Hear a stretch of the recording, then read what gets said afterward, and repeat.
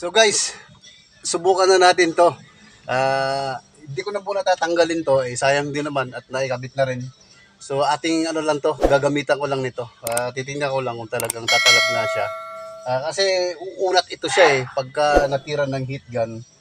Subukan lang natin. Subukan ko lang kung talagang uunat nga siya. Kasi nakita ko sa mga videos, mga ano nito, yung sa mga reviews nito, umuunat siya. Ito, umuunat. Kaya ito, nahirapan ako nito kasi curve ito Curve pag ganun siya. So, nahirapan ako. So, talagang makalas.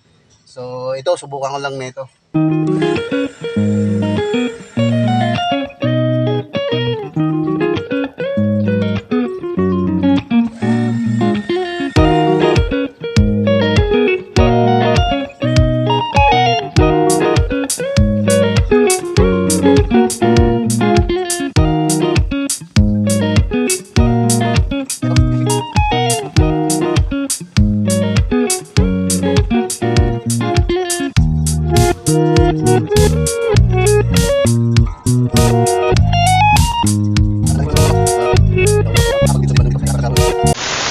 A few moments later. May resulta, sana nga hindi siya kakalas. Talaga nga totoo nga yung ano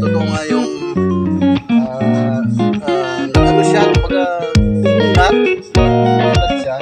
Tapos ito na, dumikit na siya. So hindi ko na kailangan palitan to. Hindi wala na carbon finish. Sayang din naman. Wala naman akong although marami tayo nito, marami pa naman pwedeng mapagamitan nito. Gamitin na natin sa iba.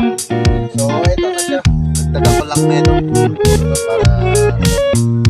para gumanda naman yung pagka-finish.